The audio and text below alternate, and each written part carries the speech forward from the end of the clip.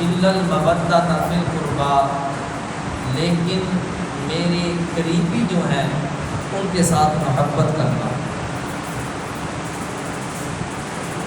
حضرت عبداللہ بن عباس رضی اللہ تعالی عنہما آپ فرماتے ہیں کہ آقا علیہ الصلوۃ والسلام کے کچھ صحابہ کرام آپس میں اکٹھا ہوئے بیٹھے ہوئے تھے اور ایک مسئلے پر مشاورت چل رہی تھی۔ وہ مسئلہ کیا تھا کہ صحابہ کرام آپس میں مشورہ کر رہے ہیں کہ آقا علیہ الصلوۃ والسلام کے پاس بہت زیادہ مہمان حاضر ہوتے ہیں، ان کا کھانے پینے کا رہنے کا جتنا بھی انتظام ہوتا ہے وہ آقا علیہ الصلوۃ والسلام کے ذمہ کرم پر ہوتا ہے۔ لیکن ہم دیکھتے ہیں کہ بظاہر آقا علیہ الصلوۃ والسلام کے پاس کچھ نظر نہیں آتا، حالانکہ مال کے کونین ہیں، پاس کچھ رکھتے نہیں۔ مال کے کونین ہیں، پاس کچھ رکھتے نہیں، دو جہاں کی نعمتیں ہیں ان کے خالی ہاتھ ہیں۔ کہ دیکھنے میں تو ہاتھ خالی نظر آتے ہیں، اگر آپ حکم کریں تو احد پہاڑ سونے کا بن کر آپ کے ساتھ چلے، لیکن بظاہر دیکھنے میں ہمیں کچھ نظر نہیں آتا۔ تو کیوں نہ ہو کہ ہم لوگ ہر ماہ اپنی طرف سے کچھ نذرانہ اکٹھا کر کے وہ آقا کی بارگاہ میں حاضر خدمت کر دیا کریں گے۔ یہ بات طے ہو جاتی ہے، پھر وہ آپس میں بات کرتے ہیں کہ یہ بات آقا علیہ الصلوۃ والسلام کے پاس اتنی جرت کس کے پاس ہے کہ وہ آقا کے پاس جا کر یہ بات کرے۔ تو پھر انہوں نے حضرت عباس رضی اللہ تعالی عنہ آپ کے چچا ان کو منتخب کیا کہ آپ ہمارا یہ نذرانہ جو ہم نے مشورہ کیا ہے یہ آقا علیہ الصلوۃ والسلام کے پاس حاضر خدمت کر دیجئے، اور ہم ہر ماہ کچھ نہ کچھ نذرانہ آقا کی بارگاہ میں حاضر خدمت کیا کریں گے۔ حضرت عباس رضی اللہ تعالی عنہ آپ آقا کی بارگاہ میں حاضر خدمت ہوتے ہیں اور عرض کرتے ہیں کہ یا رسول اللہ صلی اللہ تعالی علیہ وآلہ وسلم، آپ کے کچھ صحابہ نے آپس میں مشورہ کیا ہے کہ آپ کے پاس مہمان بہت زیادہ آتے ہیں تو سب کے کھانے کا اہتمام آپ کے ذمہ کرم پر ہوتا ہے۔ آقا، آپ کے کاشانہ نور سے کبھی بھی کوئی خالی ہاتھ نہیں گیا۔ میں یہ جانتا ہوں کہ دیکھنے میں آپ کے ہاتھ خالی ہیں، لیکن اگر آپ احد پہاڑ کو حکم کریں تو احد پہاڑ آپ کے ساتھ سونے کا بن کر چلنے کو تیار ہو جائے گا۔ لیکن آقا، ہمیں بظاہر کچھ بھی نظر نہیں آتا، تو کچھ نذرانہ ہے، اگر آپ قبول فرما لیں، ہم ہر ماہ نذرانہ اکٹھا کر کے آپ کے پاس حاضر خدمت ہو جایا کریں گے۔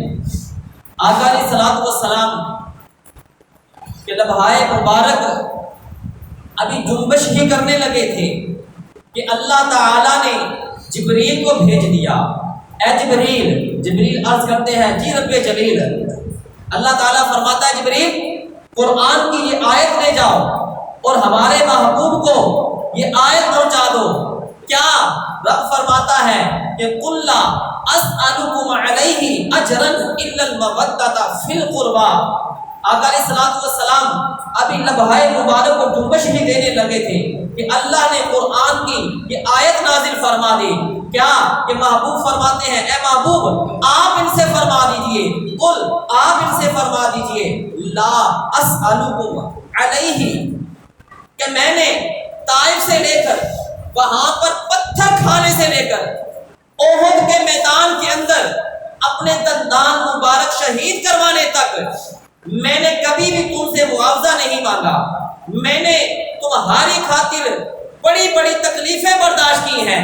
میں نے تبلیغ دین کے لیے تمہارے تک دین کو پہنچانے کے لیے بڑی بڑی تکلیفیں برداشت کی ہیں، لیکن میں نے کبھی بھی تم سے اجرت طلب نہیں کی، میں نے کبھی بھی تم سے معاوضہ نہیں مانگا. لیکن ایک چیز تم سے مانگتا ہوں، کیا کہ الا المودۃ فی القربى، کہ میری جو قریبی ہیں ان کے ساتھ تم محبت کرتے رہنا، کہ ان کے ساتھ تم محبت کرتے رہنا.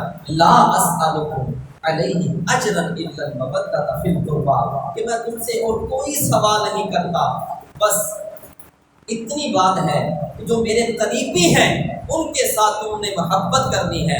صحابہ اکرام پوچھتے ہیں کہ یا رسول اللہ صلی اللہ تعالی علیہ وآلہ وسلم آپ کے قریبی کون ہیں، آپ کے قریبی کون ہیں؟ تو محبوب علیہ الصلوۃ والسلام نے ارشاد فرمایا علی، فاطمہ اور ان کی اولاد، یہ میرے قریبی ہیں، یہ میرے قریبی ہیں. آقا علیہ الصلوۃ والسلام نے ارشاد فرمایا کہ حسن و حسین جنت کے جوانوں کے سردار ہیں، جنت کے جوانوں کے سردار ہیں، اور میری بیٹی فاطمہ میری لخت جگر جو ہے یہ جنتی عورتوں کی سردار ہوگی، یہ جنتی عورتوں کی سردار ہوگی. حضرت ابو ذر غفاری رضی اللہ تعالی عنہ آپ فرماتے ہیں آپ نے کعبہ اللہ شریف کی دیوار کو تھاما اور غلاف کعبہ کو پکڑا، اور پکڑ کر کیا فرماتے ہیں، اے لوگو، اے لوگو، اے لوگو، جو مجھے جانتے ہو یا مجھے نہیں جانتے یہ میری بات سن لو کہ میرے محبوب علیہ الصلوۃ والسلام نے فرمایا ہے کہ میری اہل بیت جو ہے وہ کشتی نوح کی مانند ہے، کشتی نوح کی مانند ہے، کہ جس طرح سے حضرت نوح علیہ السلام کے دور زمانہ میں جب عذاب آیا تھا، جب عذاب آیا تھا، جو لوگ کشتی نوح کے اندر پہنچ گئے تھے، جنہوں نے کشتی نوح کے اندر داخل ہو گئے تھے، وہ اس عذاب سے بچ گئے تھے، اور جو اس کے اندر داخل نہیں ہوئے تھے ان کے اوپر اللہ کا عذاب آ چکا تھا، وہ عذاب کے اندر ملوث ہو گئے تھے. تو اسی طرح سے میری اہل بیت جو ہے، جو ان کے ساتھ محبت کرے گا، جو ان کے ساتھ مودت کرے گا، وہ نارے جہنم سے بچ جائے گا. جو ان کی پیروی کرے گا وہ راہ راست پر ہوگا، اور جو ان کے ساتھ عداوت رکھے گا وہ راہ راست سے ہٹ جائے گا. میرے محبوب علیہ الصلوۃ والسلام نے ارشاد فرمایا کہ میں تمہیں اپنی دو گران قدر چیزیں دے کر جا رہا ہوں، ایک قرآن، ایک قرآن، اور دوسری میری اہل بیت، ایک قرآن، دوسری میری اہل بیت. بزرگ فرماتے ہیں کہ اگر کسی نے تھیوری دیکھنی ہو، دیکھنی ہو تو وہ قرآن کو دیکھ لے، اور اگر کسی نے پریکٹیکل دیکھنا ہو تو پھر وہ علی کو دیکھ لے، فاطمہ کو دیکھ لے، اور ان کے دونوں لختے جگر حسن و حسین کو دیکھ لے، ان کو دیکھ لے. اگر کوئی شخص جب سے پیدا ہوا، جب وہ بالغ ہو گیا، اس وقت سے لے کر انتقال تک، دنیا سے رخصت ہونے تک، اگر وہ نمازیں پڑھتا رہے، کوئی نماز قضا نہ کرے، روزے رکھتا رہے، کوئی روزہ نہ چھوڑے، ہر سال حج ادا کرے، ہر سال جو ہے زکوٰۃ ادا کرتا رہے، نوافل کی کثرت کرتا رہے، لیکن اس کے دل کے اندر بغض کرنے والا وہ جنتی نہیں ہوگا، وہ جہنمی ہے۔ اگر اس کے دل کے اندر بغض اہل بیت ہوگا، ہاں اگر کوئی بندہ گناہگار ہو، نمازیں پڑھتا ہے، کبھی کوتاہی ہو گئی، کوشش کرتا ہو زیادہ سے زیادہ نیک اعمال کرنے کی، زیادہ سے زیادہ نیک اعمال کرنے کی، لیکن اس کے دل کے اندر اہل بیت کی محبت ہے، اس کے دل کے اندر خاندان نبوت کی محبت ہے، تو وہ شخص جنتی ہے، وہ شخص جنتی ہے۔ میرے محبوب علیہ الصلوۃ والسلام نے ارشاد فرمایا مما تعالی حب آل محمد مات شہیدا، کہ جو بھی کوئی اہل بیت کی محبت میں مر گیا وہ سادہ نہیں مرا، وہ مرنے والا مات شہیدا، وہ جو مرنے والا ہے وہ اہل بیت کی محبت میں جو مرنے والا ہے وہ سادہ نہیں مرا، وہ شہید مرا ہے، وہ شہید مرا ہے، وہ شہید مرا ہے۔ میرے بھائیوں، اہل بیت کی محبت جو ہے یہ ہمارے ایمان کا جز ہے، ہمارے ایمان کا جز ہے۔ بغیر اہل بیت کی محبت کے کوئی بھی کسی کا بھی ایمان کامل نہیں ہو سکتا، ایمان کامل نہیں ہو سکتا۔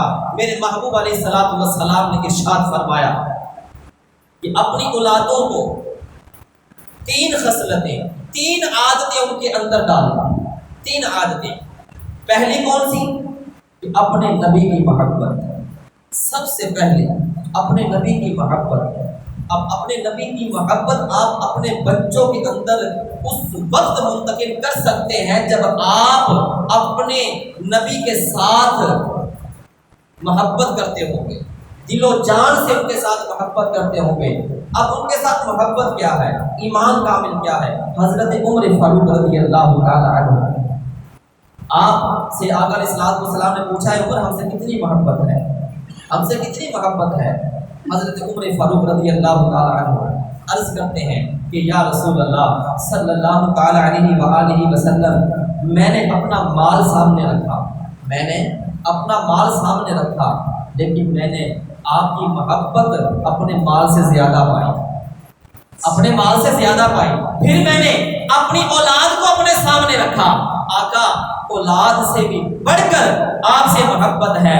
پھر میں نے اپنی جان کو سامنے رکھا، لیکن آقا اپنی جان سے زیادہ آپ سے محبت نہیں ہے۔ تو پھر میرے محبوب علیہ الصلوۃ والسلام نے حضرت عمر فاروق رضی اللہ تعالی عنہ کے سینے پر ہاتھ مارا، جو ہی رحمت والا ہاتھ لگا، میرے محبوب نے فرمایا اے عمر تیرا ایمان ابھی کامل نہیں ہوا۔ جیسے ہی رحمت والا ہاتھ عمر فاروق کے سینے پر پڑتا ہے تو حضرت عمر فاروق رضی اللہ تعالی عنہ عرض کرتے ہیں کہ یا رسول اللہ مجھے اپنی جان سے بڑھ کر آپ سے محبت ہے، مجھے اپنی جان سے بڑھ کر آپ سے محبت ہے۔ تو پھر میرے محبوب علیہ الصلوۃ والسلام نے فرمایا اے عمر اب تمہارا ایمان کامل ہوا ہے، اب تمہارا ایمان کامل ہوا ہے۔ پتہ چلتا ہے کہ جب تک آقا کے ساتھ اپنے مال، دولت، اولاد، جان سے بڑھ کر آقا کے ساتھ محبت نہیں کرتے تو آپ کا ایمان کامل نہیں ہوتا، ایمان کامل نہیں ہوتا۔ اب ہم نے اپنے بچوں کے اندر آقا کی محبت کیسے ڈالنی ہے؟ وہ بھی اس طرح سے ڈلے گی جب ہم آقا کے ساتھ محبت کریں گے، کیونکہ محمد کی محبت دین حق کی شرط اول ہے، محمد کی محبت دین حق کی شرط اول ہے۔ اگر اسی میں ہو خامی تو سب کچھ نامکمل ہے، سب کچھ نامکمل ہے، کیونکہ سب سے پہلے جو میرے محبوب نے فرمایا ہے کہ اپنے نبی کی محبت اپنے بچوں کے دلوں کے اندر منتقل کرو، اپنے بچوں کے دلوں کے اندر ڈالو۔ اس کی وجہ یہ کیا ہے کہ جب نبی کی محبت آپ کے دل کے اندر ہوگی تو پھر آپ کے دل کے اندر قرآن کی محبت بھی آ جائے گی، پھر آپ کے دل کے اندر خاندان نبوت کی محبت بھی آپ کے دل کے اندر آ جائے گی۔ تو سب سے پہلی کیا چیز ہے کہ میرے محبوب نے فرمایا اپنی اولادوں کو اپنے نبی کی محبت سکھاؤ۔ اور دوسری چیز کیا ہے؟ دوسری چیز ہے کہ میری اہل بیت کی محبت، میری اہل بیت کی محبت اپنے بچوں کے دلوں کے اندر ڈالو۔ اب ہم جب خود اہل بیت سے محبت کرتے ہوں گے تو پھر ظاہر بات ہے کہ بچہ جو ہوگا وہ بھی اسی طرح سے اہل بیت سے محبت کرے گا۔ اب ہمارا بچہ جو ہے، میری جو فیلڈ ہے، میرا بچے جو سے ہیں وہ نعت پڑھتے ہیں، وہ آپس میں بیٹھے نعتیں پڑھ رہے ہوتے ہیں، جیسا وہ دیکھتے ہیں پھر بچے اسی انداز سے چلتے ہیں۔ جب آپ کی محبت اہل بیت کے ساتھ ہوگی تو پھر آپ کے بچوں کو بھی محبت اہل بیت کے ساتھ ہوگی۔ اور تیسری چیز میرے محبوب علیہ السلام نے ارشاد فرمایا کہ اپنے بچوں کے اندر ایک عادت یہ بھی ڈالو، اس کی محبت کہ قرآن کی محبت، قرآن کی محبت۔ درس قرآن اگر ہم نے نہ بھلایا ہوتا، درس قرآن اگر ہم نے نہ بھلایا ہوتا کہ زمانہ نہ زمانے نے دکھایا۔ وہ معزز تھے زمانے میں مسلمان ہو کر، وہ معزز تھے زمانے میں مسلمان ہو کر، ہم ذلیل و خوار ہوئے تار کے ٹکڑا ہو۔ ہم ذلیل و خوار کیوں ہو رہے ہیں؟ اس کی وجہ یہ ہے کہ ہم نے قرآن کو چھوڑ دیا ہے، ہم نے قرآن کو چھوڑ دیا ہے، ہم نے محبوب کے فرامین کو چھوڑ دیا ہے۔ اسی وجہ سے ہم ذلیل و خوار ہو رہے ہیں، ہم ذلیل و خوار ہو رہے ہیں۔ صحابہ کرام جب سلسلہ خلافت شروع ہوا تھا اس وقت انہوں نے ملک در ملک ترقی کیوں کرتے رہے؟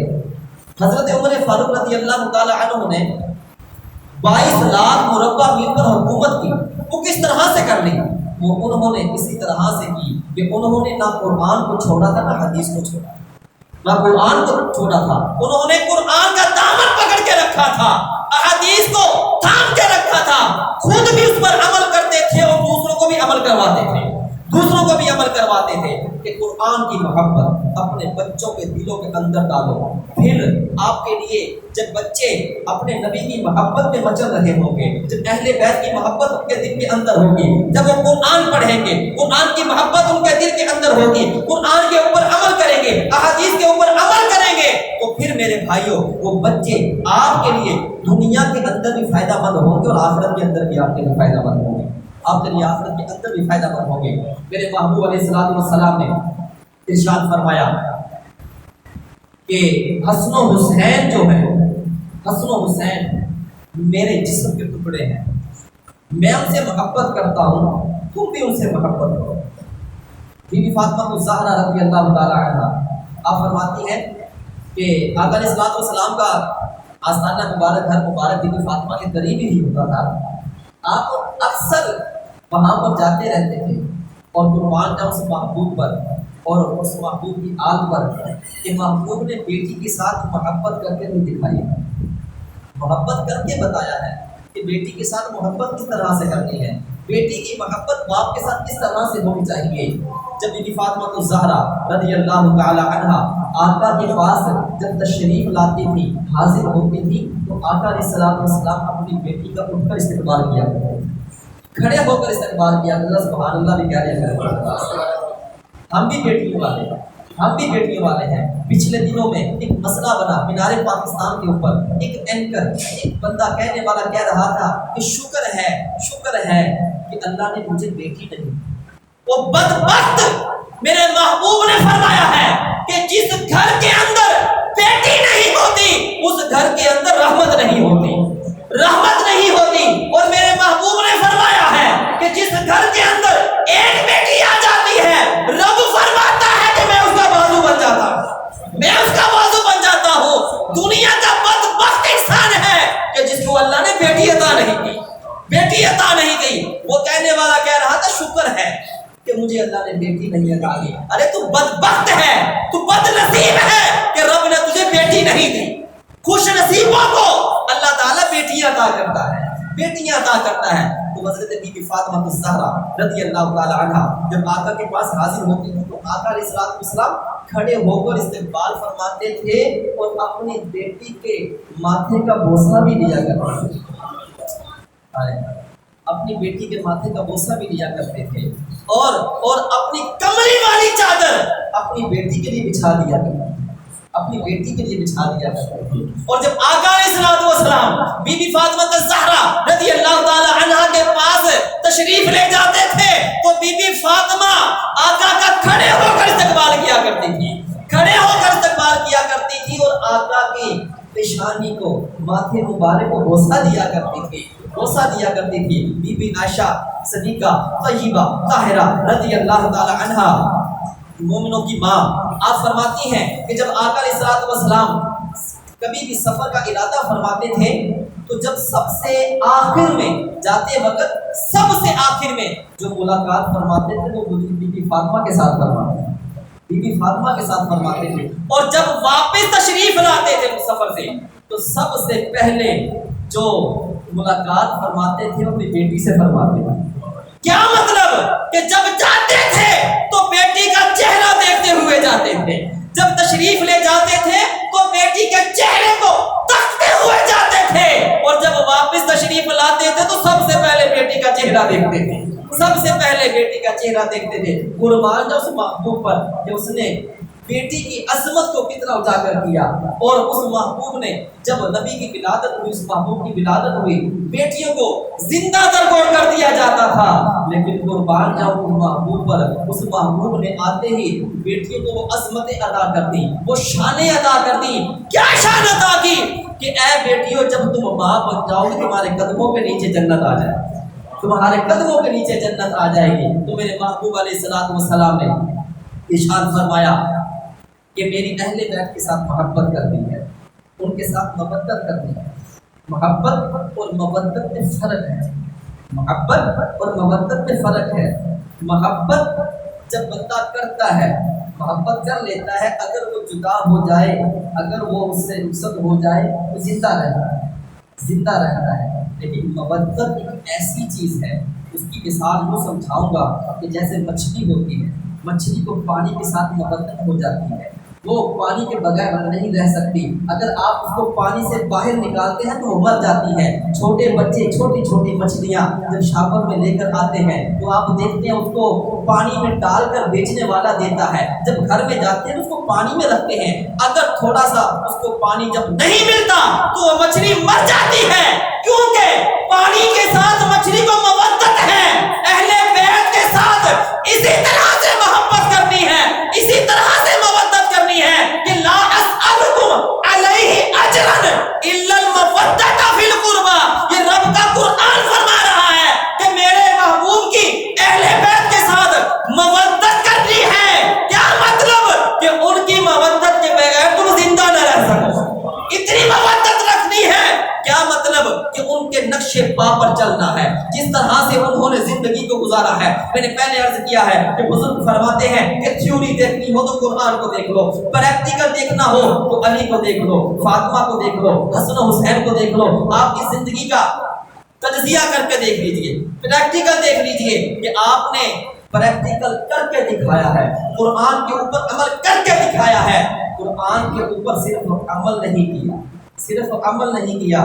قربان جاؤں اے حسین، اے حسین ابن علی، تیری عظمت پر، تیری شان پر، تیری شان و شوکت پر کہ آپ نے وَلَا تَقُولُوا لِمَن يُقْتَلُ فِي سَبِيلِ اللَّهِ أَمْوَاتٌ بَلْ أَحْيَاءٌ وَلَٰكِن لَّا تَشْعُرُونَ۔ سامنے بندہ مرا ہوتا ہے، سامنے بندہ مرا ہوتا ہے، دل کہتا ہے کہ بندہ مر گیا ہے، سامنے بندہ مرا ہے، دل کہتا ہے مر گیا، ذہن کہتا ہے مر گیا، مر گیا، سب کہتے ہیں مر گیا ہے، لیکن رب کا قرآن فرماتا ہے جو ہماری راہ میں مر جاتا ہے وہ زندہ ہے، وہ زندہ ہے۔ تمہیں ان کی زندگیوں کا شعور نہیں ہے۔ اور ایک مقام پر رب نے فرمایا وَلَا تَحْسَبَنَّ الَّذِينَ قُتِلُوا فِي سَبِيلِ اللَّهِ أَمْوَاتًا، کہ جو ہماری راہ میں مر جاتے ہیں، جو اللہ کی راہ میں اپنی جانیں دے دیتے ہیں، ان کے بارے میں مردہ بھی گمان مت کرنا، مردہ گمان بھی نہیں کرنا، ذہن میں بھی نہیں لانا کیا کہ وہ زندہ ہے، شہید زندہ ہے۔ میں ان لوگوں کی سوچوں پر حیران ہوں، سوچوں پر حیران ہوں۔ قرآن پڑھتے ہیں، قرآن پڑھتے ہیں، آیت بھی پڑھتے ہیں، ترجمہ بھی پڑھتے ہیں، اس کی تفسیر بھی پڑھتے ہیں، بات کو مانتے بھی ہیں، پھر اللہ کی راہ میں قتل کیے جاتے ہیں، مر جاتے ہیں، وہ شہید ہیں، وہ زندہ ہیں، لیکن قربان جاؤ ان کی سوچوں پر حیران ہوتا، ان کی سوچوں پر کہ امتی زندہ ہے، امتی نہیں سمجھے میری بات، امتی زندہ ہے، نبی مر گیا۔ آج بھی لوگوں کی سوچیں ہیں کہ نبی مر کر مٹی میں مل گئے، مٹی میں مل گئے، یا تمہاری سوچوں پر حیران ہو کہ امتی زندہ ہے، امتی زندہ ہے۔ نبی مر گیا، ہم قبرستان میں جاتے ہیں، سلام کرتے ہیں، السلام علیکم یا اہل القبور، امتی لیٹا ہے، اس کو سلام کر رہے ہیں۔ یہ حدیث مبارک ہے کہ جب آپ سلام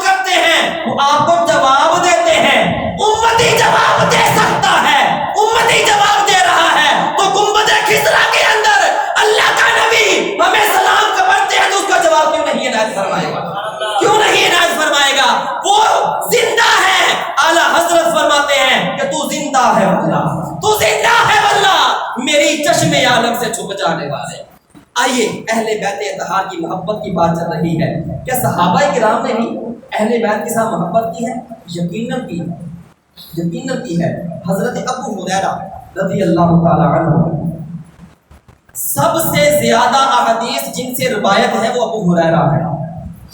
آپ کو بھولنے کی بیماری تھی، بھولنے کی بیماری تھی۔ آقا علیہ السلام کے سامنے عرض کی، یا رسول اللہ صلی اللہ تعالی علیہ وسلم، میں آپ کی گفتگو سنتا ہوں، آپ کی حدیث سنتا ہوں، بھول جاتا ہوں۔ آقا علیہ السلام نے آقا علیہ السلام کو اتنا علم عطا کیا کہ گٹری نہیں بھر کے، پانی بھر کے دی، سینے سے لگایا، سینے سے لگایا اور سارے علم دے دیے، اور ساتھ ہی آپ نے فرمایا ہے ابو ہریرہ اپنی چادر کو بچھاؤ، چادر کو بچھایا، بٹھا کر کے ابو ہریرہ کو دے دی۔ پتہ چلتا ہے کہ آقا علیہ السلام نے حضرت ابو ہریرہ کو جو بھولنے کی بیماری تھی وہ ساری کی ساری بیماری ختم کر دی۔ وہ ابو ہریرہ رضی اللہ تعالیٰ عنہ، آپ ایک مرتبہ آقا علیہ السلام کی صحابہ کرام کو حدیث سنا رہے ہیں، جیسے آپ بیٹھے ہیں اور میں آپ کو سنا رہا ہوں، پیچھے سے جو آتا ہے میری نظر اس کے اوپر ہے، آپ ان کو نہیں دیکھ رہے، جو سامنے پیچھے سے آنے والا جو ہے میری نظر اس کے اوپر ہے، آپ کی توجہ میری طرف ہے، آپ مجھے سن رہے ہیں، آپ کو پیچھے والوں کا نہیں پتا پیچھے سے کون آ رہا ہے۔ اسی طرح سے حضرت ابو ہریرہ رضی اللہ تعالیٰ عنہ آپ احادیث سنا رہے ہیں۔ قربان جاؤں ابو ہریرہ، حضرت امام حسین رضی اللہ تعالیٰ عنہ گھوڑے پر سوار ہیں، آپ تشریف لا رہے ہیں، ایک جگہ پر رک جاتے ہیں، رکتے ہیں، جس جگہ پر اترتے ہیں وہاں پر گیلی مٹی پڑی ہوتی ہے، گیلی مٹی، وہاں پر پانی گرا ہوتا ہے، مٹی گیلی ہوتی ہے، آپ کے نگانے مبارک ہو، آپ کے پاؤں مبارک کو مٹی لگ جاتی ہے، مٹی لگ جاتی ہے۔ حضرت ابو ہریرہ رضی اللہ تعالی عنہ اٹھتے ہیں اور جاتے ہیں، اور جا کر جو ہے امام حسین رضی اللہ تعالی عنہ کے پاؤں پر جو مٹی لگی ہے اس کو صاف کرنا شروع کر دیتے ہیں۔ امام حسین کیا فرماتے ہیں، اے ابو ہریرہ آپ بزرگ ہیں، آپ بزرگ ہیں، میں جوان ہوں، مجھے چاہیے کہ آپ کا ادب کریں، آپ کی عزت کرنی چاہیے۔ قربان جاؤں ابو ہریرہ پر۔ ابو ہریرہ رضی اللہ تعالی عنہ آپ کیا فرماتے ہیں، آپ کہتے ہیں اے حسین ہماری جو عزتیں ہیں، ہمارے سر کے اوپر جو تاج ہیں، ہمیں جو رب نے عزتیں عطا کی ہیں کہ تیرے نانا کے قدموں کے صدقے سے ملی ہوئی ہے، کہ تیرے نانا کے قدموں کے صدقے سے ملی ہوئی ہے۔ اسی طرح سے ایک مرتبہ حضرت عمر فاروق رضی اللہ تعالی عنہ آپ منبر پر خطبہ دے رہے ہیں، خطبہ دے رہے ہیں، امام حسین بظاہر بچے ہیں، آپ تشریف لاتے ہیں، عمر فاروق رضی اللہ تعالی عنہ خطبہ دے رہے ہیں، امام حسین کیا فرماتے ہیں، اے عمر اترو یہ میرے نانا کا منبر ہے، اے عمر اترو یہ میرے نانا کا منبر ہے۔ پاس ہی مولا علی کھڑے ہیں، آپ روکتے ہیں، اے حسین کیا کہہ رہے ہو؟ عمر فاروق رضی اللہ تعالیٰ عنہ منبر سے اتر جاتے ہیں اور کیا کہتے ہیں، اے علی حسین سے ٹھیک کہہ رہا ہے، اے علی حسین ٹھیک کہہ رہا ہے۔ آپ امام حسین کو اٹھاتے ہیں، منبر پر بٹھا دیتے ہیں، منبر پر بٹھا دیتے ہیں۔ اب امام حسین بظاہر بچپنا ہے، آپ فرماتے ہیں اے عمر کیا تمہارے نانا کا کوئی منبر نہیں ہے؟ اے عمر تمہارے نانا کا کوئی منبر نہیں ہے۔ حضرت عمر فاروق رضی اللہ تعالیٰ عنہ کی آنکھوں سے آنسو جاری ہو جاتے ہیں اور عرض کرتے ہیں اے حسین میرا تو باپ اونٹ چرانے والا تھا، میرا باپ اونٹ چرانے والا تھا، میں تو اونٹ چرایا کرتا تھا، 10 اونٹ مجھ سے سنبھالے نہیں جاتے تھے، 10 اونٹ مجھ سے سنبھالے نہیں جاتے تھے۔ اے حسین یہ منبر تیرے نانا کا ہی ہے، اے حسین یہ منبر تیرے نانا کا ہی ہے۔ امام حسین رضی اللہ تعالیٰ عنہ آپ فرماتے ہیں اے عمر اچھا تمہارے نانا کا کوئی منبر نہیں تھا؟ آپ عرض کرتے ہیں حسین نہیں میرے نانا کا کوئی منبر نہیں تھا۔ تو آپ کیا فرماتے ہیں، عمر آؤ پھر میرے نانا کے منبر پر بیٹھ جاؤ۔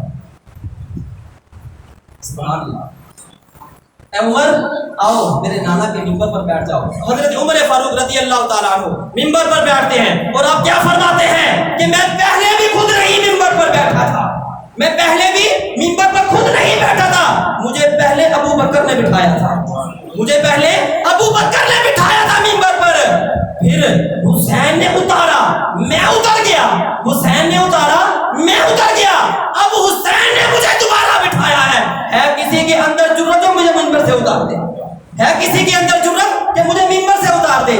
میرے بھائیوں یہ صحابہ کرام کی اہل بیت اطہار کے ساتھ محبت تھی، یہ ان کے ساتھ محبت تھی۔ اور لوگ آج کل طرح طرح کی باتیں کرتے ہیں صحابہ کرام کے بارے میں، طرح طرح کی باتیں کرتے ہیں، جبکہ ان کی آپس میں بڑی محبت تھی، بڑی ہی محبت کرتے تھے ایک دوسرے کے ساتھ، جان نچھاور کرتے تھے ایک دوسرے کے اوپر۔ رب کا قرآن فرماتا ہے کہ رحماء بینہم، کہ جو محبوب کے ساتھ والے تھے وہ آپس میں بڑی محبت کیا کرتے تھے، ان کے ساتھ بڑی محبت تھی۔ حضرت ابو بکر صدیق رضی اللہ تعالیٰ عنہ آپ بھی بڑی اہل بیت اطہار کے ساتھ محبت کرتے تھے۔ آپ کی زندگی کو بھی پڑھا جائے تو آپ نے بھی جو ہے آپ نے بھی حسن و حسین کے جوڑوں کو سیدھا کیا، حسن و حسین کے جوڑوں کو سیدھا کیا ہے۔ حضرت عمر فاروق رضی اللہ تعالیٰ عنہ کی زندگی کا ایک اور آخری واقعہ میں آپ کے سامنے عرض کرتا چلوں۔ حضرت عبداللہ بن عمر رضی اللہ تعالیٰ عنہ، حضرت عمر فاروق رضی اللہ تعالیٰ عنہ سفیروں کے ساتھ ملاقات کر رہے تھے، ایک خاص میٹنگ چل رہی تھی، تو حضرت عبداللہ بن عمر رضی اللہ تعالیٰ عنہ اپنے ساتھ جاتے ہیں، اندر داخل ہونے لگتے ہیں تو عمر فاروق وہیں پر روکتے ہیں کہ اندر نہیں آنا، آپ وہیں پر ٹھہر جاتے ہیں۔ تھوڑی سی دیر گزرتی ہے، ایک جگہ پر امام حسن کا ذکر ہے تو ایک جگہ پر امام حسین کا ذکر ہے، تو حضرت امام حسین کو لے لیتے ہیں۔ امام حسین رضی اللہ تعالیٰ عنہ آپ تشریف لاتے ہیں، عبداللہ بن عمر رضی اللہ تعالیٰ عنہ باہر کھڑے ہوتے ہیں۔ امام حسین کہتے ہیں اے عبداللہ بن عمر، امیر المومنین سے ملاقات کرنی ہے، امیر المومنین سے ملاقات کرنی ہے، آپ باہر کیوں کھڑے ہیں؟ عبداللہ بن عمر رضی اللہ تعالیٰ عنہ آپ کہتے ہیں اے حسین، میں اندر جانے لگا تھا، اندر کوئی خاص میٹنگ چل رہی ہے تو مجھے امیر المومنین روک دیا۔ امام حسین کیا فرماتے ہیں کہ اگر بیٹے کو روک دیا ہے تو پھر میں بھی نہیں اندر جاتا، امام حسین تشریف لے جاتے ہیں۔ تھوڑی دیر کے بعد وہ میٹنگ ختم ہوتی ہے، حضرت عمر فاروق رضی اللہ تعالیٰ عنہ پوچھتے ہیں اے عبداللہ بن عمر، تم تو آئے تھے، تمہارے علاوہ بھی کوئی آیا تھا؟ تو عبداللہ بن عمر رضی اللہ تعالیٰ عنہ آپ کیا کہتے ہیں اے امیر المومنین، امام حسین آئے تھے۔